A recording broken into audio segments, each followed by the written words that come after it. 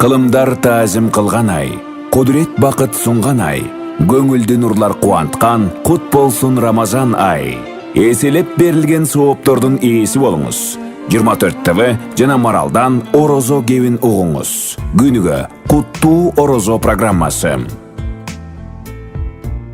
У нас есть хорошая новость. Кинотеатр «Кызыл-Кыргызстан» вновь будет возведен. Строительная компания «Бурана Грант» в 2019 году на пересечении улиц Жумабека и Алымкула-Усинбаева начала строительство жилого комплекса «Бурана Пэлас», внутри которого и будет расположен легендарный кинотеатр. Главным партнером по строительству является компания «Эмарк Групп».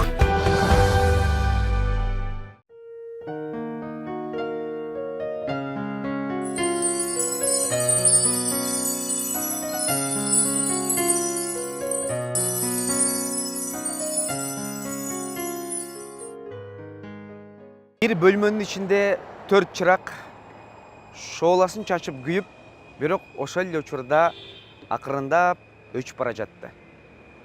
Анда биринчи чырак менин атым Сабырдуулук.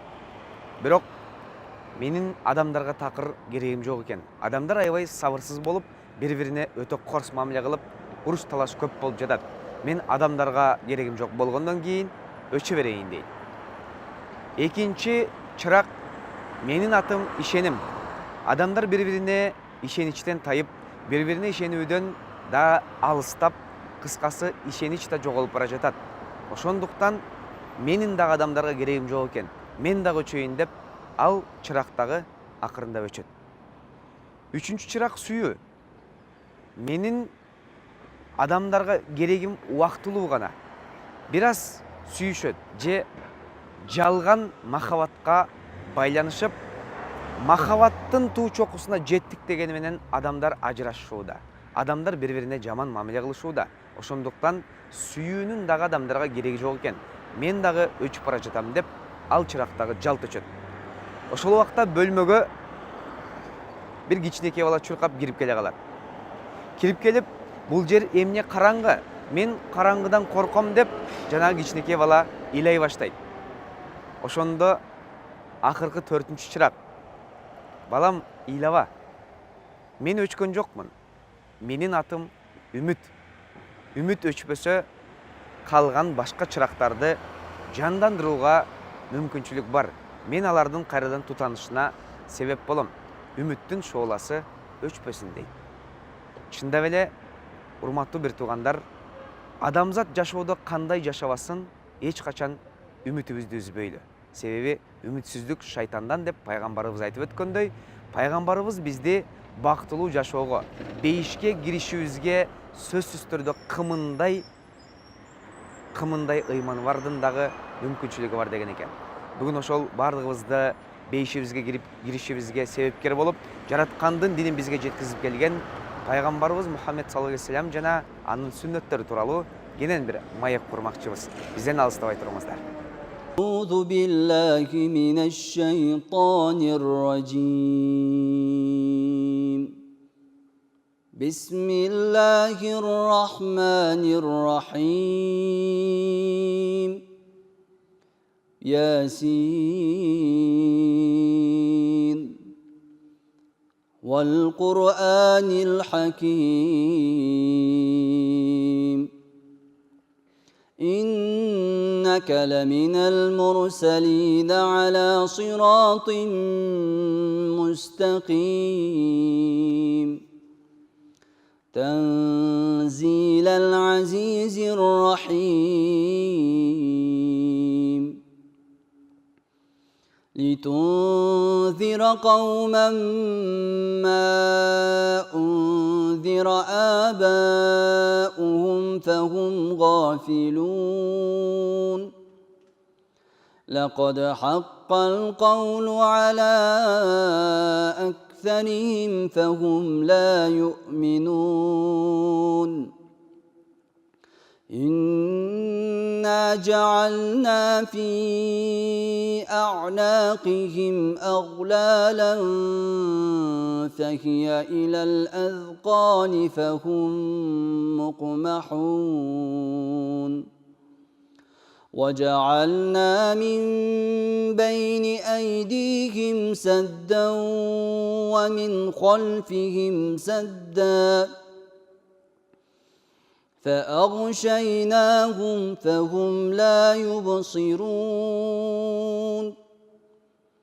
وسواء عليهم أأنذرتهم أم لم تنذرهم لا يؤمنون إنما تنذر من اتبع الذكر وخشي الرحمن بالغيب فبشره بمغفرة وأجر كريم إنا نحن نحيي الموتى ونكتب ما قدموا وآثارهم وكل شيء أحصيناه في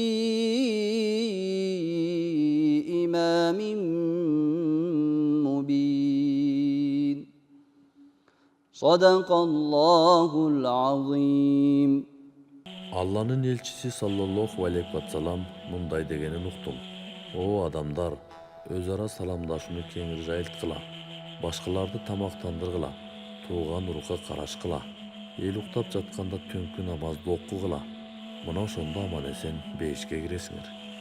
Алланын элчиси саллаллаху алейхи вассалам мындай деген: астында унаасы бар адам жөө адам олтурган адамга, азчылык көпчүлүк жамаатка салам берет. Имам Бухаринин равиятында айтылат: жашы кичүү жашы улууга салам берет.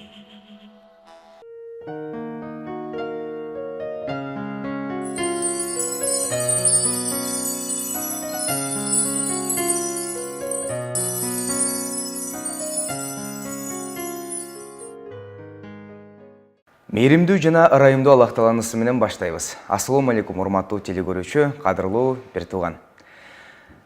Ыйык Рамазан айынын тилекке каршы соңку күндөрүндө жашап турабыз.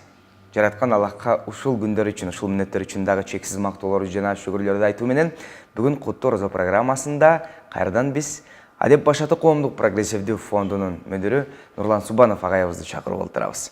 Себеби ушул соңку мүнөттөрдө жараткандын канча жыл мурун бизге жиберген динин дагы да болсо жеткизип, адамзатка ислам динин жайылтууга эң бир чоң себепкер болгон баардыгыбыздын сүйүктүү пайгамбарыбыз Мухаммед Мустафа саллаллаху алейхи вассаламдын өзү тууралуу, анын сүннөттөрү тууралуу жана аны ээрчүү тууралуу бир бүгүн сиз менен маек курсак деп турабыз.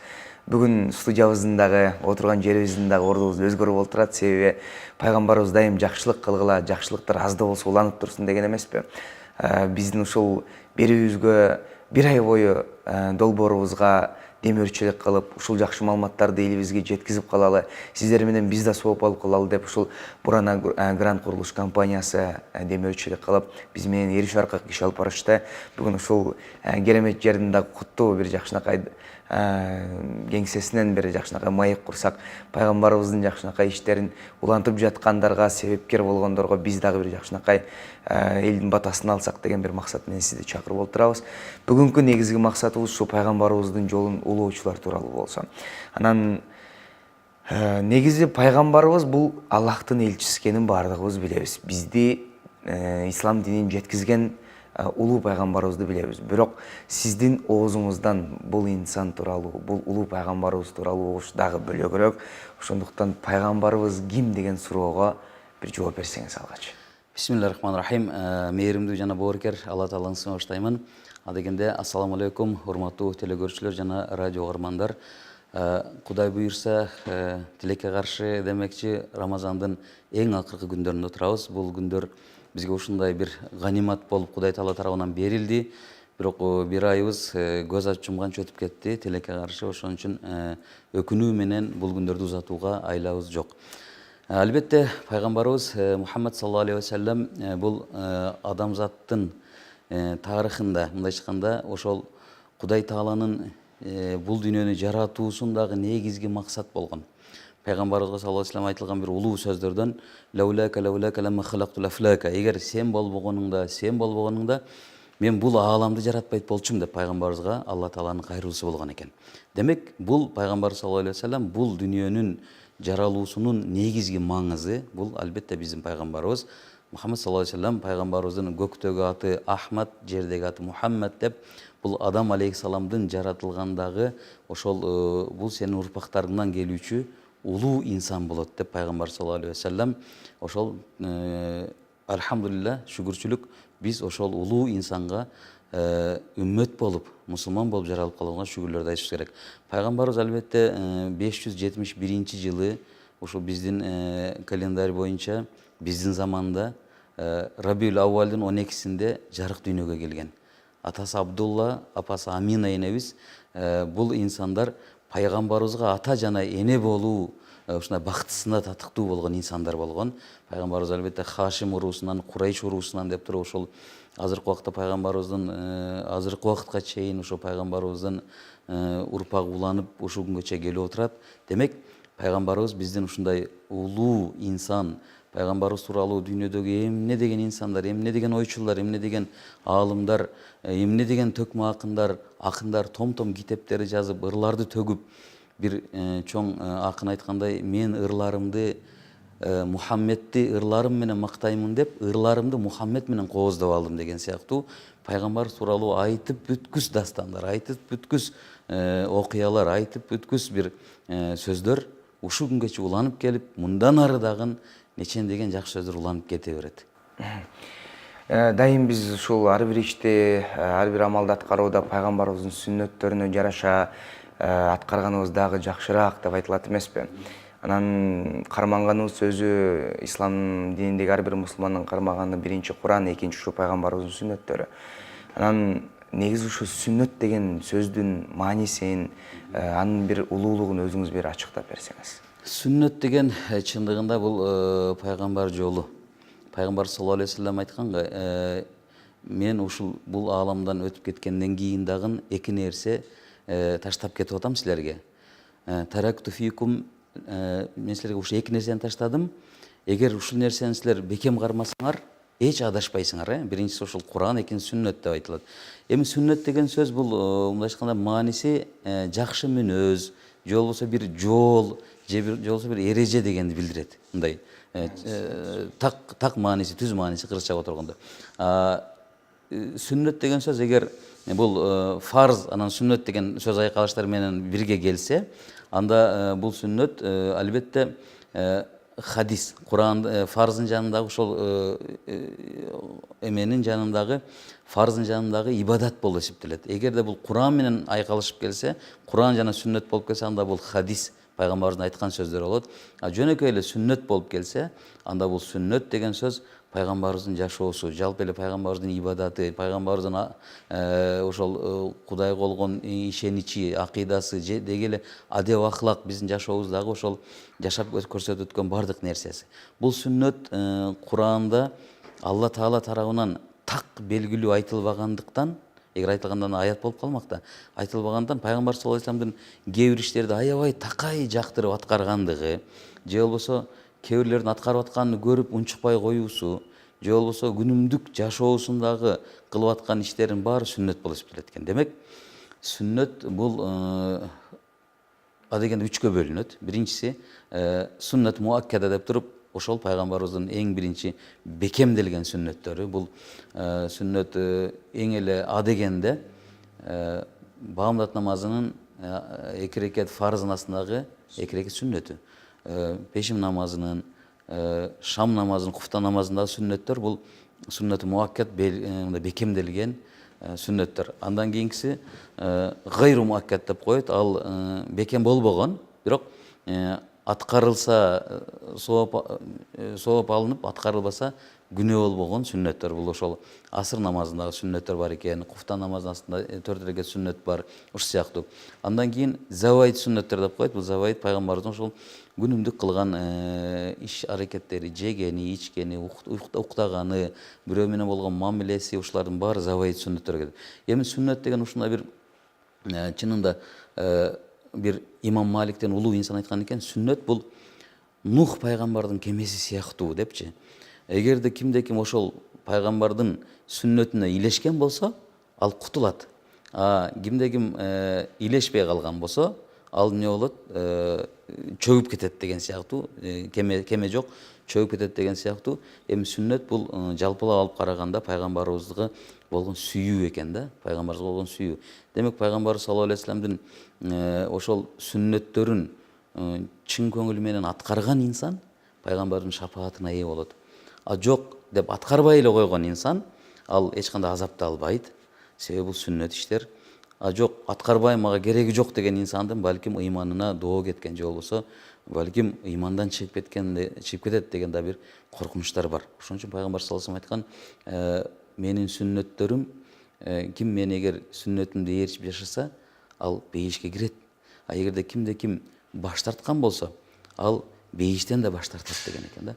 Ошол себептен сүннөт бул өтө баягы кенен бир тема болгондуктан кээ бир инсандар балким сүннөттү бир эле нерсеге такап, балким пайгамбарыбыздын кийинүүсү же пайгамбарыбыздын сырткы келбети, сакал деген сыяктуу эле нерсеге такап туруп, сүннөттү ушунчалык тар бир рамкага киргизип алган.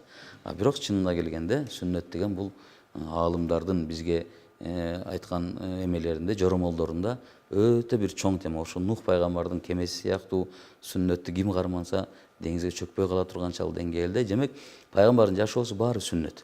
Аны ошол заваид сүннөттөрү, мисалы үчүн бир нерсени бисмилла деп баштагандыгы же оң жактан баштагандыгы, ушулардын баары бул сүннөттөргө кирип кетет. Пайгамбарыбызды сүйүү деп калбадыңызбы жогоруда? Чындап эле пайгамбарыбызга салават айткандар баягы мен менен бирге болот деген жакшы бир сөзү бар эмеспи? Өзгөчө баягы пайгамбарыбыз минбарга чыгып атканда амин амин амин деп 3 жолу айткандын Жебирейил периштенин эң бир чоң жеткизген сөздөрүнүн бири ошо пайгамбарыбыздын аты жаңырган жерден салават айтылбаса ошол адам мурду менен жерге сүрдүрүлсүн деп. Анан ушу көпчүлүк адамдар мисалы пайгамбарыбызды көрбөй жакшы көрүп, пайгамбарыбызды көрбөй сүйгөндөр, ал менен жада калса түшүндө баарлашкандар бар экенин угабыз. Анан бул пайгамбарыбыздын ушунчалык чын жүрөктөн сүйүү кандай болуш керек өзү? Кандай болот негизи? Негизи өтө бул жакшы суроо. Пайгамбарыбызды сүйүү кандай болуш керек? Пайгамбарыбыз саллаллаху алейхи вассалам 14 кылым илгери өтүп кеткен бир улуу инсан болгон экен. Бизге дастандар болуп жазылып, хадистерден келип, окуп, көрүп, билип атабыз. Демек биз пайгамбарыбызды көрбөй туруп, гайыптан болгон сүйүү болот дейт пайгамбарыбызга. Пайгамбар саллаллаху алейхи вассалам ошол Ухуд тоосунда туруп, менин бир туугандарыма саламдар болсун деген экен. Дегенде пайгамбардын жанында сахабалар, Аллахтын элчиси, биз сенин бир туугандарыңбызбы десе, жок, силер менин сахабаларым же досторумсуңар. Менин бир туугандарым ушундай чок менен колдору чок кармагандай бир ыйман кармаган заманда келет. Кыямат жакындаганда келет. Алар мени көрбөй туруп мага ишенет деген экен. Демек, пайгамбарыбызды көрбөй туруп, пайгамбарыбызга сүйүү, ишенүү же пайгамбарыбызга сүйүү артуу бул өтө чоң бир ыймандуулук. Демек, пайгамбарыбыз саллаллаху алейхи вассаламды сүйүү бул Кур'ан-ы Каримде Аллах субханаху ва тааля бисмиллахир-рахманир-рахим Кул ин кунтум тухиббуна Аллаха фаттабиуни юхбибукумуллах. Кул дейт, айткын эй Мухаммад, эгерде пенделер, адамдар Кудай Тааланы ыраазы кылгысы келсе, же Кудай Тааланы сүйгөн болсо, фаттабиуни, мени ээрчисин, юхбибукумуллах, анда Кудай Таалага эң сүйүктүү пенделерден болот деген экен. Демек, пайгамбарды сүйүү биз үчүн мындай айтканда важип болуп калат экен да. Анан биз чынында карап көрсөк, биз дегенде өзүгө суроо берип көрөлү, биз кимди сүйөбүз? Кимди жакшы көрүп, кимди ээрчийбиз? Жада калса кимди кумир тутабыз? Чын-чынына келгенде азыркы убакта көптөгөн инсандар балким бир кумир туткан белгилүү бир футболист болушу мүмкүн, же болбосо бир жылдыз болушу мүмкүн, ырчы болушу мүмкүн, же бир саясатчы болушу мүмкүн, же бир ошо президенттер болушу мүмкүн. Деги эле айтор биз кимди сүйөбүз, бул өтө чоң бир маселе. Албетте пайгамбар саллаллаху алейхи вассалам ушундай бир эмесин айткан экен, эгерде кимде ким өзүнө дос издесе, ага Аллах жетиштүү деген экен. Бизди любой жерде, ар бир жерде Алла Таала эч качан бизди таштабайт. Демек, ал биздин эң жакын досубуз. ал досубуздун Аллах экендигин бизге пайгамбарыбыз үйрөтүп кетип атат. Эгерде кимде ким өзүнө душман издеген болсо, анын душмандыгына нафс жетиштүү. Карасаңыз, нафси адамды мындай улам жаман жака сүйрөп бараткан нафси бул биздин душманыбыз. Аны бизге пайгамбар саллаллаху алейхи вассалам үйрөтүп кетип атат. Эгерде ким өзүнө бакыт издеген болсо, бактылуулук издеген болсо, анда ага дин жетиштүү дейт. Динде жашаган адам, жанагы бир алымдардын жакшы сөзү бар го. Эгерде сен жашооңду ислам көзү менен карасаң, ыйман күчү менен ой жүгүртсөң, сен жашооң эч качан жаман жака кетпейт. Жаман бир сыноо келсе дагы аны сабырдуулук менен күтүп аласың. Жакшы бир жашоо келсе дагы аны шүгүрчүлүк менен күтүп аласың. Демек, бизге дин деген жашоо, дин менен жашоо бул биздин эң чоң бакытыбыз экен. Анан кийин дагы айтып атат, кимде эгер өзүнө байлык издеген болсо, ага каниет кылуу жетиштүү. Демек, биз болгон бар оокатыбызга, бар нерсебизге шүгүрчүлүк кылсак, каниет кылсак, биз демек бай инсан болот экенбиз. Ошол эле убакта кимде ким өзүнө үлгү же насаат издеген болсо, ага өлүм жетиштүү дейт. Бир адамдын өлүмү башка бир инсандарга бир үлгү болуш керек. Сен да эртең өлөсүң деген жашоо ушул экен дегенди билип, демек өлүмдөн кийин кайра жашоо бар экенин баарыбызга пайгамбар саллаллаху алейхи вассалам көрүп отурат. Пайгамбар саллаллаху алейхи вассалам бизге айтып берип көрсөтүп кеткен. Демек, пайгамбарыбызды сүйүү ушундан аркылуу дагы, ушундан улам дагы бизге важип болуп калат экен. Анан кийин пайгамбарды сүйүү боюнча эми өтө эле эмелер көп, ошонун кыскача айтып өтүшүбүз керек. Бул дагы балким угармандарга сабак болуш керек. Пайгамбар саллаллаху алейхи вассалам чынында өзүнүн хадисинде ла ю'мину ахадукум хатта акуна хаббу илейхи мин валидейхи ва валадихи ва нас ажмаин. Садака Расулуллах. Не деди? Мен дейт силерге эң сүйүктүү болмоюнча, эң сүйкүмдүү болмоюнча иманыңар толук болбойт. Керек болсо ата энеңерден дагы, бир туугандарыңардан, бала чакаңардан дагы мен сүйүктүүрөөк болушум керек деген хадисте айтканда, албетте ушул ал убакта сахабалар ушунчалык эки жүздүү болгон эмес, же бирөөгө мындай жагынганды жакшы көргөн эмес улуу сахабалардан Умар радиаллаху анху келип туруп, Аллахтын элчиси дейт да, мен чынында биринчи өзүмдү жакшы көрөм дейт. Бар эле ушунага, өзүмдүн нафсымды жакшы көрөм, андан кийин сени жакшы көрөм. Деген кезде пайгамбар сенин ыйманың толук эмес анда дейт. Карасаңыз, бирок Умар бул жерде чындыкты айтып атат да, өзүн жакшы көргөндү айтып атат. Бир аздан кийин Умар ойлонуп келип туруп, Аллахтын элчиси, мен эми сени жакшы көрдүм, андан кийин өзүмдү жакшы көрөм дегенде, ал-ан я Умар, мынеке, эми өзүңө келдиң деген экен да. Дегенде пайгамбар Умар радиаллаху анхунун кичинекей уулу Абдуллах ибн Умар жанында болгон экен. Атеке, не үчүн жана бир аз мурда эле өзүмдү сүйөм деп атпадың беле? Эми эле сүйүү өзгөрүп кетти го деп тамашалап атасынан сураса, атасы айткан экен, ооба, уулум, чын-чынына келгенде мен пайгамбарымды биринчи орунга коюп сүйбөсөм, бул дүйнөдө камкор Умар, ушу хадисте ушинтип келет да, камкор мыкаачы Умар деп келет да, өзүнүн ушундай бир жаман касиеттери менен сыпаттайт. Камкор мыкаачы Умар бул дүйнөдө ушундай мыкаачылыгы менен, камкорлугу менен бул дүйнөдөн өтүп кетет дагы, бул дүйнөсү дагы бузуку, аркы дүйнөсү дагы эмне, тозоку болот. Демек, мен пайгамбарым Мухаммад келишлиги менен өзүмдүн туруш турпатым, өзүмдүн ички сезимдерим, өзүмдүн Кудай таала болгон сүйүүм бүт пайгамбар аркылуу келгендиктен эмне дейт? Мен өзгөрдүм. Мен бул дүйнөмдө бактылуулукка жетиштим. Тиги дүйнөмдө Кудай буйрса бактылуу болом. Демек, пайгамбарымды сүйүү мен үчүн важип экендигин эми сездим деген экен. Ошондо пайгамбар саллаллаху алейхи вассалам, мынакей Умар, эми өзүңө келдиң. Эми бул сахабалардын бизге ушундай улуу өрнөк боло турган сахабалардын сүйүүлөрү өтө көп. Буга токтолуп өтө берели да. Абу Бакр ас-Сиддик радиаллаху анху эң улуу сахабалардан, биринчи халифа пайгамбар саллаллаху алейхи вассаламдын артынан келген, Гари Хира үңкүрдө пайгамбар менен чогуу болгон деп туруп Куранда эме аталып келген инсан. Абу Бакр ас-Сиддик радиаллаху анхунун пайгамбар болгон сүйүүсү эбегейсиз болгон. Ушунчалык деңгээлде чоң сүйүү болгон. Бул сүйүү, бул көңүл башка инсандарда балким жок болгон да.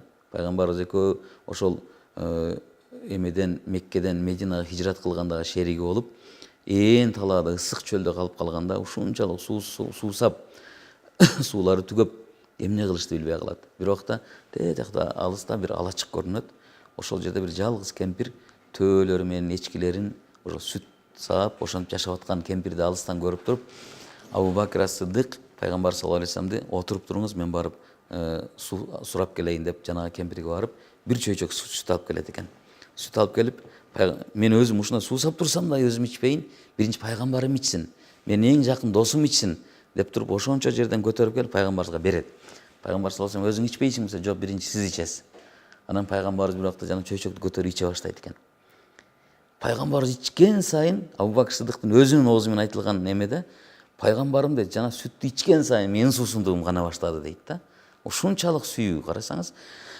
Анан кийин пайгамбар жана чөйчөктүн суунун сүттүн жарымын калтырып туруп, Абу Бакр мен сен ичкин деген кезде, мен уже сүт ичкенге же суу ичкенге мындай муктаждыгым калган жок. Мен уже суусундугум канып калган болчу дейт. Ошол сыяктуу эле Абу Бакр Сыддык радиаллаху анху пайгамбарга болгон берилгендиги, сүйүүсү дагы бир эмеде хижратка чейин пайгамбар саллаллаху алейхи вассалам жана асманга көкөлөп, асманга көтөрүлгөндө, жана 5 убакыт намаз фарз болот эмеспи? Ошол убакта бир канча көз ирмемде көтөрүлүп келет. Бейиш тозокту көрүп. Келген кезде Каабага келип, ошол убакта Каабага келип туруп, өзүнүн ушундай Кудай Таала менен жолугуп келгендигин, 5 убакыт намаз фарз болгондугу жөнүндө элге жарыя кылганда, Курайыштар жакаларын кармап, биротоло бу Мухаммед биротоло жинди болуп келип калыптыр. Кудай сакта, бул эми Кудай менен жолуктум деп атат деп ушунчалык нааразычылыгын билдирип, ушунчалык жеткен жиндинин сөзү бул деп анан буга керек болсо Абу Бакр да ишенбейт. Карасаңыз, Абу Бакр да ишенбейт деп туруп, ошол убакта Абу Бакр Сыдык бир канча кербени менен кээ бир риваяттар боюнча Йемен мамлекетине соодага кеткен дейт. Соодан келаткан Абу Бакр Сыдыкты пайгамбар менен жолуктура койбой астынан утурлап, бир канча мушриктер эме кылып утурлап чыгат астын тосуп. Себеби пайгамбарга балким Абу Бакр жолукса эме кылып коет депчи мындай. Ага бүт барын айтып, балким көндүрүп коюшу мүмкүн деген ниетте пайгамбар Абу Бакр Сыдыкты утурлап чыгып, "Эй Абу Бакр" дейт да, "Сенин досуң Мухаммад өзүн пайгамбармын деп аткан азы келгенсип, эми Кудай менен жолуктум деп атат. Сен да буга ишенбешиң керек" дейт да. "Кантип ишенесиң? Бул мындай болбой турган нерсе." Дегенде Абу Бакр Сыдык айтат, "Силерге ким айтты?" дейт. "Мухаммед айтты." "Өзү айттыбы?" дейт. "Ооба, өзү айтты." Анда Мухаммед калп айтпайт деген экен да. Анан тигилер кокуу эмне болуп кетти. Кийин келип Мухаммед саллаллаху алейхи вассаламдын жанына келип, Абу Бакр Сыдык, "Эй Мухаммад" дейт. "Эй Аллахтын элчиси, сенин сапарың кандай өттү?" деген экен да. Карасаңыз, сенин сапарың кандай өттү деген кезде, пайгамбар саллаллаху алейхи вассалам ушунчалык сүйүнгөндүктөн Абу Бакр анта Сыддык деген экен. Сен ушунчалык ишеничтүүсүң деп туруп, жанагы Сыддык деген лакап ошол кезде берилет экен. Эми пайгамбарды сүйүү бул биздин азыркы убактагы инсандардын жүрөктөрүндө канчалык деңгээлинде болуп атканы бул да сүйүнүчтүү эмелерден. Пайгамбарыбызды ошол биз сүйүү, ошолордон улам, сахабалардан улам келип отуруп, пайгамбарыбызга болгон биздин мээрим сүйүүбүз, пайгамбарыбызга болгон ушунчалык ихласыбыз күчөйт экен. Абдулла ибн Хузафа деген улуу сахаба өткөн. Бул Абдулла ибн Хузафа өзүнүн ошол убакта пайгамбарыбыздын убагындагы жихад маселеси көп болуп аткан, эми согуш маселесинде бул күчтүү полководец болгон. Согуш тактикаларын ушунчалык сонун билген улуу сахабалардан болгон. Абдулла ибн Хузафа Византия тарабынан колго түшөт. Византия императорлугу тарабынан колго түшүп, Абдуллага көптөгөн жакшы нерселер сунушталат. "Эй Абдулла, сен диниңди таштагын, биз сени кыйнабайбыз. Биз сени керек болсо өзүбүздүн Византиянын бир ушундай армиясына жетекчи кылып коелу" деген кезде, "Жок, мен Мухаммедти жана анын динин таштай албайм" дейт. "Анда биз сени кыйнайбыз. Мен баарына даярмын" дейт. Абдулла ибн Хузафаны ушунчалык өтө адамчыдагы кыйынчылыктар менен азаптайт. Ошондо дагы дейт, эч бир көзүнөн жаш чыкпай, "Жок, мен Мухаммедти тандаймын" дейп турат. "Аны эй Абдулла, сен кайткын, биз сага Византиядагы эң сулуу кызды берели, эң байлыктын эмесин берели" дегенде, "Жок, мен Мухаммедти тандаймын". Ошондо Абдулла ибн Хузафаны атка сүйрөтөт экен. Атка сүйрөтүп, бир канча чакырым жерге атка сүйрөтүп барып, ошондо да көзүнөн жаш чыкпайт дейт. "Аны эй Абдулла" дейт, "Сен уже жарабайт, болбойсуң сен. Сени эмне кылсак да көнбөйт экенсиң" деп туруп, анан жанагы ошол эмеде келет, тарыхтагы бул окуяда келет, Абдуллахтын денесине жанагы күйүп ысып турган май куят дейт да. Май куюп денесине ушунчалык кыйкырып эме болгондо да көздөн жаш чыкпаган Абдулла бул кайтпайт экен, муну өлтүрөлү, муну казин кылалы, башын алап салалы деген кезде ыйлайт экен, көздөн жаш чыгат экен. Кокуй, бул өлүмдөн коркот турбайбы? Карасаң дейт, башын алабыз, балта менен чаап салабыз десе, бул ыйлап атат. Демек бул өлүмдөн коркот турбайбы? Кел, өлтүрбөйбүз да, эмеңден кайт десе, жок дейт да, силер мени өлүмдөн коркуп атат деп ойлоп атасыңарбы дейт. Ооба, жок, жаңылышасыңар. Менин дейт, азыр силер бисмилла дегенде башымды бир алып саласыңар, бир балта менен бир баш кетет. Менин дейт, аттын кылып ыйлап атканымдын себеби, эгер менин башымдын саны чачымчалык болгондо дейт, ар бир башым дейт балта менен пайгамбар үчүн кетип атканда мен рахат жан бермекмин. Аттың дейт, менин башым жалгыз экен. Ошон үчүн мен башымды тек гана бир удар менен жок болуп кетет. Мен ошон үчүн кейип атам деген экен. Ошол себептен биздин бул сахабаларыбыз, биздин улуу инсандарыбыз эч кандай бир кемтиксиз бизге өрнөк болуп берди пайгамбарыбыздын сүйүүсүнө. Ошол эле убакта Абдуллах ибн Раваха дагы эле ошо Абдуллах аттуу улуу инсандардан. Абдуллах ибн Раваха бул жаш жигит болот. Өтө сулуу келген жаш жигит болот. Бул кайсы бир согушта, унутуп атам, Мута согушунда болсо керек. Бул жанагы жихадка кетип атканда атын чаап элдин астына чыгып кетет.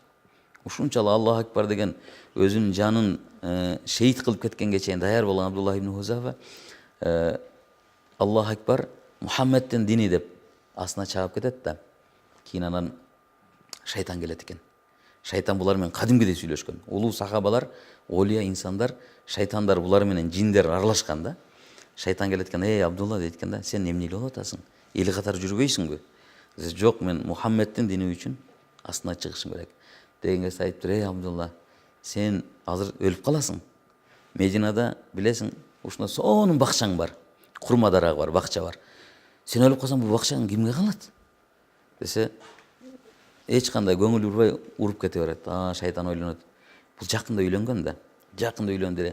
Сен аялың Мединанын эң сулуу аялдары, эң сулуу кызы. Балким боюнда бардыр дейт. Сен өлүп калсаң, аялың бирөөгө калып калат. Балаң жетим калат, курсактагы балаң.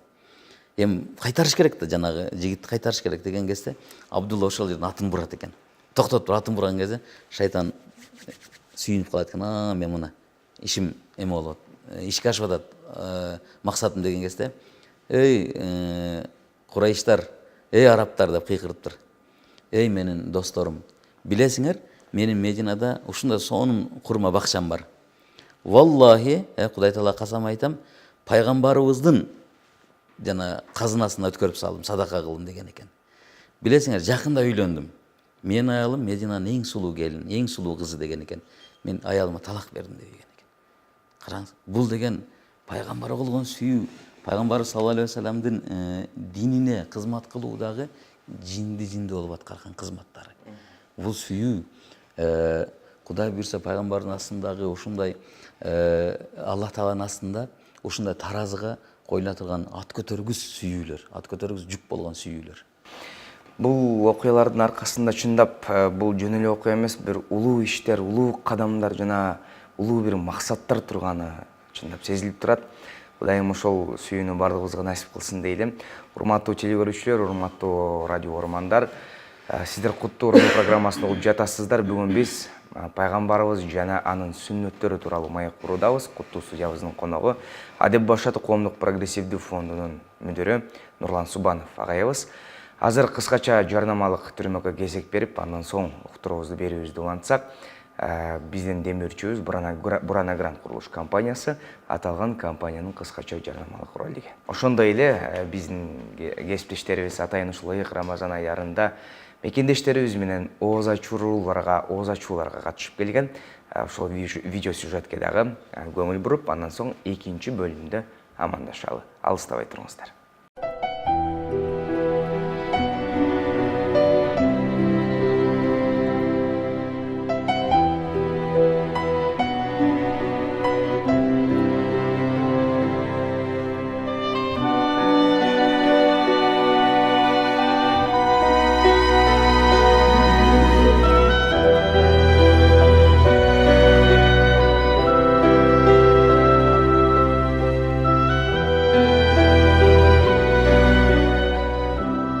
саламатсыздарбы урматтуу телекөрүүчүлөр. 24 ТВ каналында Куттуу Орозо программасы 24 ТВ каналы менен бирге болуңуздар.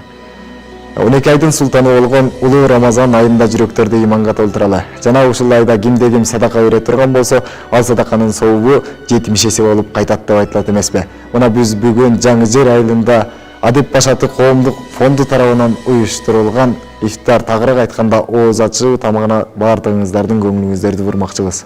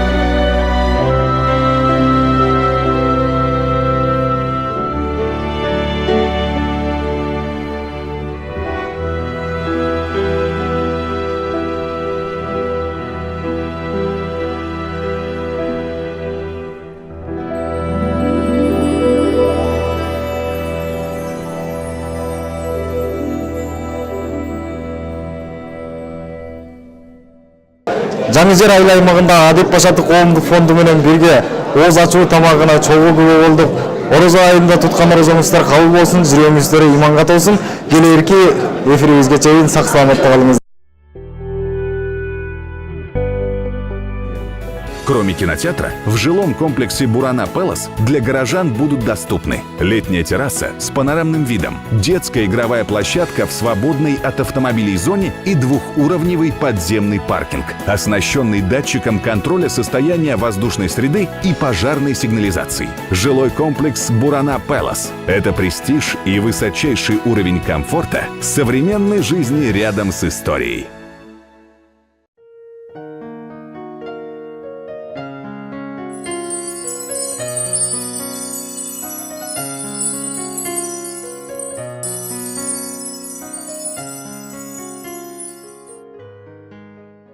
Урматтуу бир туугандар, сиздер Куттуу Орозо программасын көрүп жатасыздар. Бүгүн биз пайгамбарыбыз, аны сүйүү жана анын сүннөттөрү тууралуу маек курудабыз. Студиябыздын коногу Адип Башаты коомдук прогрессивдүү фондунун мүдүрү Нурлан Субанов устазыбыз.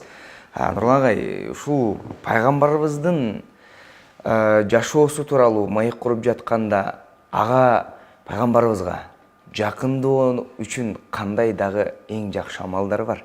Пайгамбарыбызга кантип биз жакын боло алабыз? Бисмилlah, пайгамбарыбыз саллаллаху алейхи вассаламга жакындоо бул жана эле айтып өткөндөй, анын сүннөттөрүн аткаруу менен эң биринчиден сүннөттөрүн аткаруу менен жакындайбыз. Албетте бул кулчулук жагы. Кур'аны Каримде Бисмиллахир-рахманир-рахим Инналлаха ва малаикатаху юсаллуна алан наби. Садакаллахул азим. Албетте дейт, Аллах Таала дагы жана периштелердин баары пайгамбарга салават айтат дейт да. Карасаңыз, бул жердеги бир философия Аллахтын пайгамбарга салават айтышы. Аллах Таала бизди намаз окугула деп буйрук кылды, бирок өзү окубайт. Бизди орозо кармагыла деп буйрук кылды, бирок өзү кармабайт. Зекет бергиле деп буйрук берди, бирок өзү бербейт. Демек, бул кулдардын кулчулугу. А бул жерде Аллах Таала бизге пайгамбарга салават айткыла деп буйрук берип атат, өзү да салават айтып атат. Эң чоң эме ушул. Инналлаха ва малаикатаху юсаллуна алан наби. Демек пайгамбар саллаллаху алейхи вассаламга Аллах Таала экинчиден периштелердин баары салават айтат. Биздин пайгамбарга жакындообуздун эң бир жакшы методика бул салават айтуу. Салават айтуу өтө жеңил жана ошол эле убакта айтуу менен бирге болгон ибадат болуп эсептелет да. Саллаллаху алейхи вассалам Аллахумма салли аля сайидина Мухаммад деген жеңил салаваттарды күнүнө пайгамбар саллаллаху алейхи вассаламга айтып жүргөн. Пайгамбар саллаллаху алейхи вассалам эгерде кимде ким мага салам көп берген болсо, мага анын саламы сөзсүз келет. барбай коет деп ойлогула сөзсүз келет. Мен анын саламдарына, салаваттарына жооп берем. Эгерде кимде ким салаватты көп айткан болсо, ал бейиште мени менен чогуу болот деген экен. Ошон үчүн биз пайгамбар саллаллаху алейхи вассаламга эң жакынdoonун бир эмеси салават айтуу, анан кийин пайгамбардын сүннөттөрүн такай аткарып жүрүү. Ушу пайгамбарлар бузулуп бара жаткан коомду туура жолго жакшынакай чакыруу бир максатында жараткандын элчиси катары келген эмеспи адамдардын арасына. Анан негизи ушу 120 миң пайгамбар бар деп айтылат, жаңылбасак. Алардын ичинен 124 миң. Пайгамбар, аналардын ичинен эң акыркы пайгамбарыбыз бул Мухаммед саллаллаху алейхи вассалам. Өзүңүз айткандай, жараткан ошо жер жүзүн адамзатты пайгамбарыбыздын урматына жараткан. Анан ошо пайгамбарлардын өзгөчөлүктөрү, анын ичинен биздин пайгамбарыбыз Мухаммед саллаллаху алейхи вассаламдын өзгөчөлүгү кандай? Ушул тууралуу айтып берсеңиз. Бисмилла. Пайгамбарыбыз саллаллаху алейхи вассалам деги эле пайгамбарлар өзгөчө инсандар болгон. Булар Кудай Таала тарабынан тандалган кулдар болуп, мындай сыгып отуруп маңыздары, каймактары пайгамбарлар болгон. А дегенде Адам алейхиссалам өзүнүн пайгамбарчылыгында Адам алейхиссаламдын уулдары, кыздары көздөрүн ачар ачпас Адам атанын аталарынын пайгамбар экенин билген. Жакшы жолго уйгуттап, жаман жолдон тыйган. Негизи эле пайгамбарлардын башка инсандардан өзгөчөлүктөрү оболу пайгамбарлардын жөнөтүлүү максаты бул кулчулук. Ошон үчүн кулчулук деген өзгөчөлүк бул пайгамбарларга жалпы берилген да. Себеби пайгамбарлар өздөрүнүн кул экенин, же инсандардын кул экенин Алла Таалага кулчулук кылуусун жалпылай элдерге үйрөтүү үчүн келген. Анын ичинен пайгамбар ошол аятта да бисмиллахир-рахманир-рахим ва ма халактул джинна вал инса илля лиябудун, биз инсандарды же жиндерди ибадат үчүн, кулчулук үчүн жараттык деп атпайбы? Ошо кулчулук, ибадат деген сөздүн бул жердеги маңызы Ибн Аббас радиаллаху анху тафсир илиминин мырзасы болгон пайгамбарыбыздын эң жакын абасы, тууганы, жакын тууганы Ибн Аббас мен силерди дейт, Кудай Таала айтты, мен силерди жана жиндерди бул дүйнөгө Кудай Тааланы тааныш үчүн жараттым деген экен. Демек биздин Кудай Тааланы таанышыбыз бул эң негизги максатыбыз. Эгерде кимде ким Кудай Тааланы тааныган болсо, ал максатына жеткен болот. Себеби Кудай Тааланы таануу бул анын буйруктарын аткарууга, анын тыюуларынан тыйылганга, бүт ошол бир гана Кудай Тааланы таануу гана жол менен барабыз.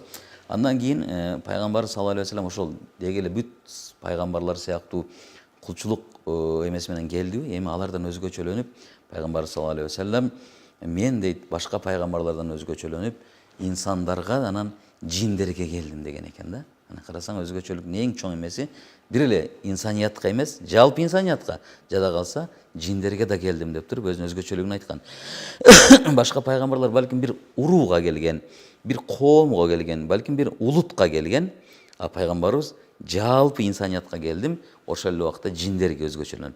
Абдулла ибн Мас'уд радиаллаху анху айтат, пайгамбарым экөөбүз дейт бир күн шаардын сыртына чыктык, Мекке шаарынын бир жерди мен турган жерди тегеретип сызып койду дейт, таягы менен. Сызып, Абдулла, сен ушул жерден чыкпагын деди дейт. Ушул эмеден, сызыктан чыкпагын деди. А мейли деп турдум дейт, бир убакта пайгамбарыбыз кетти, ары кетти. Бир убакта аябай гүрүл үндөр чыгып кетти дейт. Ушундай катуу үндөр чыкты.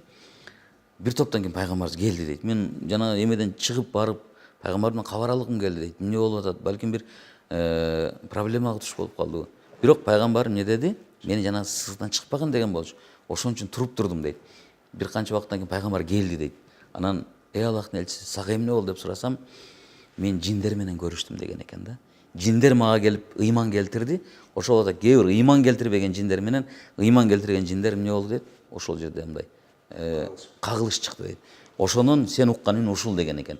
Демек, Абдулла ибн Мас'уд айтат, мен дейт пайгамбарыбыздын жиндер үчүн жиберилгенине күбө болдум деген экен да. Бул өзгөчөлүктөрүнөн ушул пайгамбар саллаллаху алейхи вассалам дагы немеси вазифа деп коет. Бул көп пайгамбарлардын жана пайгамбарыбыз саллаллаху алейхи вассаламга жүктөлгөн жүк. Бул моюнга жүктөлгөн жүк. Жүктөлгөндөн кийин дейт бул вазифаны аткарууга эчтеке тоскоол кылган эмес. Бүт пайгамбарлар ошондой. Мисалы үчүн жада калса ошол 5 улул азм деген чоң пайгамбарлар, Нух алейхиссалам, андан кийин Ибрагим пайгамбар, андан кийин Муса алейхиссалам, андан кийин Иса алейхиссалам, андан кийин ошол биздин пайгамбар саллаллаху алейхи вассалам 5 инсан улул азм, өтө чоң бир кыйынчылыктарды көргөн инсан пайгамбарлар. өздөрүнүн башына келген ушунчалык мүшкүлдөрүнө карабастан вазифасын аткарган. Вазифасын аткарганда пайгамбарыбыз саллаллаху алейхи вассалам ошо келип жанагы сежде кылып аткан кезде жаңы союлган төөнүн ичегисин келип жарып таштаган ичеги эмесин, карын эмесин. Ошол эле убакта пайгамбарыбыз Таиф шаарына барганда жаш балдар чыгып ташбаран кылган, пайгамбардын денесинен, куттуу денесинен аккан кан бут кийимине толуп калган деп айтып атпайбы. Ошондо Жабраил периште келип туруп: Мухаммад, сен мага бир буйрук кылсаң, могул тоону эмне кылам дейт?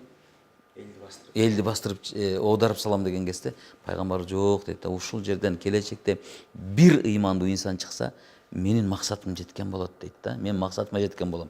Демек пайгамбарлардын өзгөчөлүгү, ошол эле убакта биздин пайгамбар саллаллаху алейхи вассаламдын өзгөчөлүгү бул вазифаларын так аткаруу. Пайгамбарлардын өзгөчөлүгүндө да раббанилик деген бир сыпат бар. Бул эч бир пайгамбар өз башынча мындай ойлоп таап бир иштерди жасап салган эмес да. Мисалы үчүн бизге мына инсан катары суу менен аба кандай керек болгон болсо, пайгамбарларга раббанилик бул Кудай Тааладан мессаж деп коет го, келе турган баягы маалымат, келе турган маалыматтар ошо сыяктуу келип турган. Бизге аба менен суунун кандай жетиш керектүү болгон сыяктуу Алла Тааладан келген ыйык сөздөр, ыйык тапшырмалар пайгамбарларга ошентип келип отуруп, раббанилик деген бир улуу сыпат менен сыпатталат. Андан кийин эле хасбилик деп коет.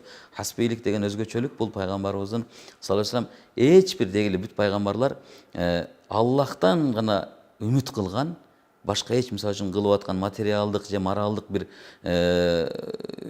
акы же болбосо ошондой бир эч бир нерсе каалаган эмес, бир гана хасбилик, Кудай Тааланын гана жетиштүү болушун алар каалап турган. Ошол эле убакта алардын ыхластуулугу деп коет. Ыхластуулугу аларды кыпындай да мындай артка тарткан эмес. Кээде балким биз кээ бир иштерди аябай сонун кылып туруп, бир уктап туруп балким ыхлас качып калышы мүмкүн. Жок, пайгамбарлар саллаллаху алейхи вассалам жүрөктөрүнөн Кудай Таала ушундай ыхластуулукту берип турган. Пайгамбарлар эч кандай бир ыхластуулуктан кайткан эмес. Пайгамбарыбыздын бүт пайгамбарлардан өзгөчөлүктүү дагы ар бир пайгамбар 124 миң пайгамбар өттү деп айтып атпайбыз да. Бул эми мындай чын эле 124 миң пайгамбарбы? Бул өзүнчө бир тема. Бул кээ бир аалымдардын көз карашы боюнча бул 124 миң деген цифра, сан бул өтө көп деген билдирет дейт. Бирок Кур'ан-ы Каримде 25 пайгамбардын ысмы келген. Пайгамбар саллаллаху алейхи вассаламдын ошол ар бир ошо 25 Кур'анда келген 25 пайгамбардын өзгөчөлүктөрү болгон. Мисалы үчүн Муса алейхиссаламдын бир гана Кудай Таала менен жападан жалгыз, ортомчусу жок, түз байланышка чыккан жалгыз Муса пайгамбар. Бул бир өзгөчөлүгү Муса пайгамбардын. Юсуф алейхиссаламдын өзгөчөлүгү бул ааламдын сулуусу болгон. Ошол сыяктуу Иса алейхиссаламдын өзгөчөлүгү бул эмне болгон? Табиб, медицина. Ошол убакта өтө өнүгүп кеткен. Иса алейхиссалам керек болсо өлгөн инсан тирилткенге чейин апарган. Муса пайгамбардын өзгөчөлүгү сыйкыр, жанагы сыйкыр күчөп турган кезде мунун мужизасы алардын сыйкырыны басып, жыланды жутуп койгон эмеси, таягы жыланга айланып. Бул өзгөчөлүктөрдүн ар бири пайгамбарыбызда болгондугу. Айша энебиз айтып атпайбы? Эгерде дейт Юсуф алейхиссаламдын карап туруп жана бычактарды колдору менен кесип салат го, Куранда келет да. Юсуф пайгамбардын сулуулугуна таң калып, ошол жердеги аялдар бычактарын колдорун кесип алган аялдар менин мырзамды көргөндө жүрөктөрүнө бычактарын малып алмак деген экен да. Ушундай сулуулукту. Ошол эле убакта пайгамбар саллаллаху алейхи вассалам прямой Алла Таала менен түз байланышка чыккан. Муса пайгамбардын өзгөчөлүгү пайгамбарда бар. Ошол эле убакта Иса алейхиссаламдын жанагы эмеси пайгамбарыбыз ушул кармап туруп жакшы кылып койгон инсандарды дуалап туруп бүт өзгөчөлүктөрү эмне болот экен? Пайгамбар саллаллаху алейхи вассаламда бар. Пайгамбарыбыздын дагы бир өтө бир чоң бир сыпаты, жалпы эле пайгамбарлардын, бирок пайгамбарыбыздын дагы бул чынчылдыгы. Пайгамбар саллаллаху алейхи вассалам бир да өмүрүндө калп сүйлөгөн эмес инсан болгон. Керек болсо пайгамбарлык келгенге чейин дагы. Билесиз, Амин деген лакап менен аталган. Мухаммадын Амин бул 40 жашка чейин пайгамбар саллаллаху алейхи вассалам пайгамбар болгонго чейин бул ысымга коюлган. Чынчыл деген. Себеби бир да жолу калп айтканын эч ким көргөн эмес. Ким пайгамбармын деп келген кезде элдин баарымы жалганчы деп ат койгон. Карасаң мындай таң калыштуу, бир да өмүрүндө калп айтпаган инсанга жалганчы деген ат коюлуп калды. Бул Мухаммадул Амин деп ошол убакта сөзгө бекем турган чынчыл бир өзгөчөлүктөр болгон. Анан эң чоң пайгамбарыбыздын өзгөчөлүгү бул пайгамбарыбыздын шафааты болуш керек кыямат күнүндөгү. Иншалла шафаат Баарыбызга ошону насип жанагы сүннөт маселесинде ошол айттык го. Пайгамбардын сүннөтү мага ушунчалык керек. Мен муну сүйүп аткарсам пайгамбардын чоң шафаатына жетишем. Жок кереги жок десек, биз эмне пайгамбардын шафаатынан куруп калабыз. Устаз, дагы бир жакшы пайгамбарыбыздын сөзү бар. Аллах жолунда бир болгула, бир арканды кармап жүргөндөй бир болгула депчи. Чыныгы мусулмандын негизги милдети бул жамандыктан кайтарып жакшылыкка чакыруу эмеспи? Бүгүнкү күндө ушу Адеп Башаты коомдук прогрессивдүү фонду дагы пайгамбарыбыздын сүннөттөрүн аткарып келе жаткан, ошол жамандыктан кайтарып жакшылыкка чакырууда өзгөчө бир ыкма менен келе жаткан, баягы жаш балдардан баштап студенттерди, улуу аксакалдарды баардыгын бирдей бир өзгөчө бир жол менен келе жатканыңыздардан кабарыбыз бар. Ошол Адеп Башаты коомдук прогрессивдүү фондунун ишине тууралуу, анан сиздердин динди жеткизүүдө пайгамбарыбыздын сүннөттөрүн аткаруудагы бир өзгөчөлүктөр тууралуу айтып берсеңиз. Себеби кээ бирлер баягы туура эмес маалымат жүгүрткөндөр, кээ бирлер ар кандай пикирде калгандар, муфтият менен эле кете берсек болбойбу деген сөздөр дагы чыгып келет. Сиздердин муфтият менен өтө тыгыз иш алып барганыңыздардан да кабарыбыз бар. Ушул суроолорду бир. Албетте, Адеп Башаты коомдук фонду бул 2003-жылы түптөлүп түзүлүп, андан бери 16 жылдык тарыхта бизгече эле пайда болуп калган фонд эмеспиз. Демек 16 жылдан бери үзгүлтүксүз ушу элдин алкышына татыктуу бир фонд болуп келатабыз. Албетте бул фонддун негизги өзгөчөлүгү мынакей азыр Кыргызстандагы дин иштери боюнча мамлекеттик комиссияда 100дөн ашык, балким 150-200дөн ашык фонддор катталган. Бирок алардын ичинде бир канчасы гана алгылыктуу жакшы кызматтарды кылып келатат. Жакшы фонддор бар, түрдүү сон иштерди аялдар өзүнчө кызмат кылып аткан, түрдүү жамааттар менен иш кылып аткан фонддор бар. Бирок биздин чынында мындай мактанып же болбосо фахырланып айткан бир жакшы сүйүнүчтүү эмебиз. Биз өзүбүздүн жергиликтүү гана демөөрчүлөр менен иш кылабыз. Жанагы тегирменди ташма суу айланта албайт деген сыяктуу биздин тегирменди өзүбүздүн жергиликтүү суу айландырат. Жергиликтүү дарыянын суусу айландырат. Мындайча айтканда биздин ошол бир канча жылдан бери жетишип келген ийгиликтерибиз ошол Алла Таала насип кылып көптөгөн инсандардын пайгамбар саллаллаху алейхи ва саллям айткан сыяктуу адамдардын ыймандарын ойготкула, уктап атат, ошол ыймандарды ойготушуңар керек дегендей, биз өзүбүздүн ошол тиякта ошол Египет мамлекетинде окуп келген жаштардын ортосунан түзүлгөндөн өзүбүздүн ошол жердеги окуган, билген тажрыйбабызды алып келип бияка эме кылып атабыз бул жака. Демек, мисалы үчүн Египетте, арабтарда, бүт эле араб мамлекеттеринде ушундай бай мамлекеттер өздөрүн өздөрү колдойт, өздөрүн өздөрү каржылайт. А бизде ошо ушул убакка чейин түшүнүк эмне болуп келди? Мечит куруп берсе, түрктөр куруп берсин, же арабтар куруп берсин, имамдарга айлык берилип атат, түрктөр берип атат. Дагы ушул сыяктуу кээ бир арабтардан, түрктөрдөн биз күтөбүз, бирок качанга чейин деген суроо. Ошону жоюу максатында биз ошол эң алгачкы байкелер, өзүбүздүн агаларыбыз бул жолду баштаган, биз алардын катарына кийин келип кошулдук. Ошондой болсо да биз эң биринчи студенттерди элге диний маалыматты так жеткирүү максатында студенттерди колдоо боюнча студенттерге стипендияларды берип, миңдеген студенттер стипендияларды алып келди. Азыркы убакта миңдеген студенттердин эң алдыңкылары ушундай бир сонун иштерди аткарып, мамлекетке эбегейсиз жакшы салымдарын кошуп атат. Бул эки канаттуу студенттер, эки канаттуу, бир канаты ошол диний билим алып, менин Кураным бар, менин сүннөтүм бар, менин диним бар, мусулманчылыгым бар деген сыяктуу, экинчи канаты өзүнүн ошол профессиясы болгон медицина тармагы болсун, юриспруденция тармагы болсун, экономика тармагы болсун, эки канаттуу жаштарды тарбиялап атабыз. Алардын эң алдыңкылары ушундай бир сонун алгылыктуу иштерге жетишип атат. Бир эле айтып өткөн медицина тармагынан биздин ошол стипендия алып жүргөн студенттердин арасынан өтө сонун дарыгер, врач болуп кызмат кылып аткан. Мугалимдик тармакта, мисалы үчүн өткөн жылы биздин бир студентибиз Кыргызстандагы эң мыкты мугалим наамын алды. Анын методикасын окутуп аткан эмесин карасаң суктанасың. Бирок ал биздин тарбиябызда, биздин стипендиябызды алып, намазы менен, орозосу менен эч калтырбаган өтө сонун жигит.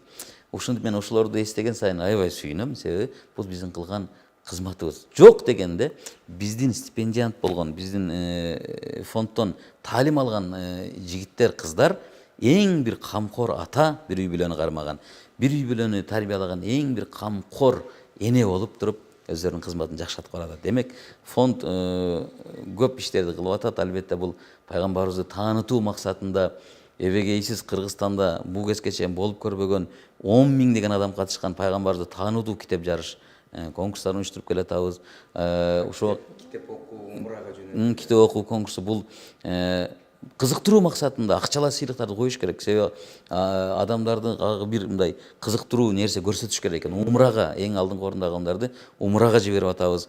Бул дагы албетте өзүнө жергиликтүү эле демөөрчүлөрдүн жардамы менен болот. Мисалы үчүн кээ бир бизди колдоп аткан агаларыбыз айтып атат, мен пайгамбарды таанытуу үчүн кандай иш чара өткөрсөңөр, мен жыл сайын демөөрчүлүк кылганга пайгамбарым үчүн даярмын деген байкелерибиз, эжелерибиз бар.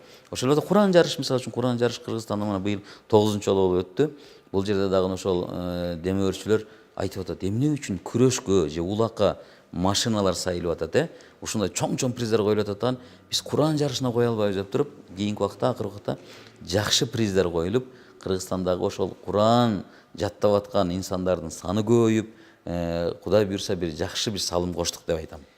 Студенттер деп калбадыңызбы? Шында эле ушул 5 жыл студент өзү окуйт да, 5 жыл негизги билимин алат. Ошол билиминде азыркы убакта тилекке каршы көптөгөн студенттер баягы кошумча иштеп, анан акчага дүйнөгө бир аз азгырылып, жумушун, сабагын акча менен бүтүргөндөр абдан көп экени бардыгыбызга эми айтпаса деле маалым. Бирок сиздердин максатыңыздар ушу 5 жылда студент окуп калсын. Кыйналса да окусун, биз кем каршысын жардам берели, бирок өмүр бою жыргасын. Өмүр бою жашоодо билимдүү инсан болсун. Себеби 5 жыл жыргап жашап, калган өмүрү кыйналып калбасын деген бир максаттарда жардам берип келесиздер. Көп студенттерге ал тууралуу кабарыбыз бар, тааныш студенттерибиз да бар. Ошолордун шарттары кандай жолдор менен сиздер аларга макулдук берип жардам бере аласыздар? Эми моундай экен да, жанагы бул Бишкекте студенттер өтө көп. Мен азыр баягы сандарын унутуп атам. Канча студент бар Бишкекте, биз канчасына гана жетип атабыз дегенче. Анан студенттер өтө көп болгондон элдин баары бизди тааный бербейт. Бизди тааныган, эми насип маселеси деген бар го. Насип аркылуу, балким тааныштар аркылуу же ошол стипендиант болуп жүргөн биздин жигиттер бирөөлөр досторун же группалаштарын эшитип келет. Ошо аркылуу биз албетте баягы базарга барып картошка, помидор алсаң деле тандап аласың да. Анан карайбыз, адегенде окуусуна карайбыз. Кыйын, жакшы окуган студенттерди. Андан кийин үй бүлөлүк абалына карайбыз. Сөзсүз түрдө ал балким жетим, балким атасы жок же апасы же тоголук жетим. Ошол сыяктуу андан кийин ата-энеси болсо дагы балким жетишпеген инвалид же ошондой ошо жактарын карап, биздин критерий жанагы эмелерибиз, шарттарыбыз ушулар. Ошого жараша кыздарды отдельно, эркек балдарды отдельно алып туруп, кыздар менен өзүбүздүн эже кадрлар иштешет, эркектер менен биз өзүбүз иштешебиз. Аларды ошол бир канча убакыт балким квартираларына жардам берүү, балким жашаган жерлерине, балким тамак аштарына жардам берүү, стипендиядан сырткары делечи. Курбан айттарда мисалы үчүн аларга ошол биз көбүрөөк ошолорго камсыз кылып берүүгө аракет кылабыз. Андан сырткары медреселерибиз бар, ошо медреселерге көп биздин камкорлугубуз ошо медреселерге кетет. Ошентип биз студенттерди мындай азыркы замандын талабына жараша тарбиялаганга аракет кылган атабыз. Курбандык деп калдыңыздар, ошо баягы жүздөгөн букалар союлуп, элге таратылгандагы сиздердин ишиңиздер экенинен кабарыбыз бар. Ага себепкер болгон мекендештерибизге да рахмат айталы. Эми тилекке каршы бул теманы дагы адеп башатын иштер тууралуу дагы бир кененирээк айтып бергибиз келди эле. Бирок тилекке каршы убактыбыз кыскараак болуп калды, ошондуктан урматтуу телекөрүүчүлөр, адеп башаты деп интернет булактарына жазсаңыздар, бардык байланыштары, ал жактагы даректери, ошондой эле YouTube'да абдан бир сонун сиздердин видео тасмалар чагылдырылууда. Биз дагы алардын айрымдарын элге сунуштап жатабыз. Абдан сонун тасмалар дагы бар. Мунун бардыгы ушул пайгамбарыбыздын сүннөттөрүн аткарып, элибизге динибизди жеткирүү болуп жатканы негизги максат экени көрүнүп турат. Эми Кудайым сиздердин ишиңиздерге ийгилик берсин, өзү жардамчы болсун. Баягы Аббас дедиңиз окшойт, же Абдулла дедиңизби, согушта алдыга чыгып жубайына талак берген сыяктуу, ошол сыяктуу баягы сиздерге жардам кылган, сиздер менен эриш аркак иш алып барган биздин бир туугандарга да Кудайым өзү ыраазы болсун. Эми сизге бир программабызды жыйынтыктоочу сөзгө кезек берсек. урматтуу теле көрүүчүлөр жана радио угармандар, мынеке Кудай таала насип кылып Рамазандын акыркы күндөрүнө отурабыз. Бул Кудай тааланын мээрими менен, Кудай тааланын ушундай бизге пешенебизге жазган тагдыры менен өткөн жылкы Рамазанда дуа кылганбыз. Кудай таалам бизди бул Рамазанга жеткиргин деп. Эми дагы дуа кылабыз, көптөгөн дуаларды кылалы. Кудай таала бизди кийинки Рамазанга жеткиргин деп. Элибизге, жерибизге ушул кенедей болгон кичинекей бир Кыргызстан мамлекетибиздин өнүгүү өсүшүнө аз болсо салым кошушубуз керек. Мамлекетибиздин оңолуусуна дуа кылышыбыз керек. Урматтуу бир туугандар, сиздерден суранып кетерим, ар бирибиз мекенибиздин, мамлекетибиздин өсүшүнө, өнүшүнө кайдыгер карабастан колдон келген жакшы иш аракетибиз менен, бул албетте эң биринчи бул пайгамбарыбыздын улуу өрнөгү болгон пайгамбарыбыздын адеп аклагы менен, пайгамбарыбыздын ошол адептүүлүгү, пайгамбарыбыздын ахлагы, Кудай таала кандай ахлактандырган болсо, биз дагы колдон келишинче ошол бири-бириз менен болгон мамиледе, элге болгон мамиледе пайгамбардын сыпаты менен сыпатталууну Алла таала бардыгы насип кылган болсун. Мамлекетибиз өнүгүп өсүп, мамлекетте жашап аткан биздин жаш келечек муундарыбыздын келечеги кенен болуп, Кудай тааланын сүйгөн кулдары болуп жүрүшүктү Алла таала бардыгы насип кылган болсун. Айтканыңыз келсин, сиздин да кармаган орозолор, ар бир дуалар кабыл болсун. Убакыт бөлүп келип жакшы бір маек куруп бергениңизге ыраазычылык билдиребиз. Урматтуу телекөрүүчүлөр, бүгүн биз пайгамбарыбыз, анын сүннөттөрү, анын сүйүү тууралуу маек курдук. Студиябыздын коногу Адеп башаты коомдук прогрессивдүү фондунун мүдүрү Нурлан Субанов устазыбыз болду. Жараткан өзү ыраазы болгон кулдардан жана пайгамбарыбыздын шафаатын алган кулдардан болушубузду насип кылсын деп бүгүнкү эфирди жыйынтыктайбыз. Пайгамбарыбыз түшүңүздөргө кирсин. Саламатта туруңуздар. Аллаху акбар, Аллаху акбар. Allahu Ekber,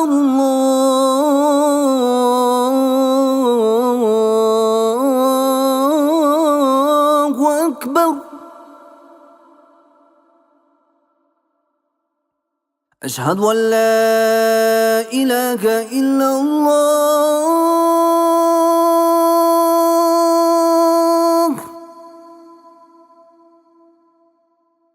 أشهد أن لا إله إلا الله.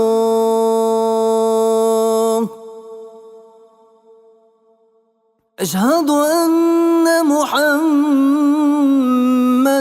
رسول الله.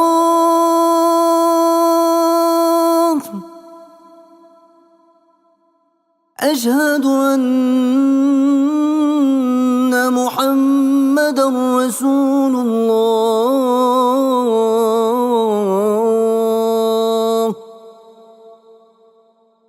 حي على الصلاة.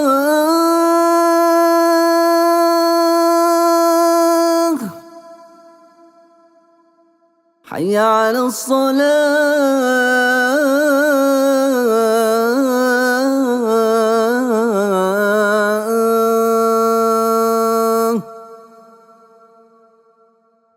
حي على الفلاح.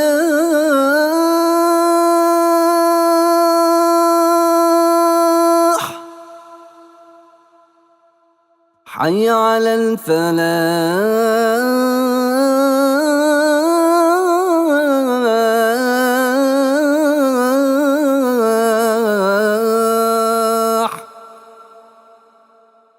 الله أكبر،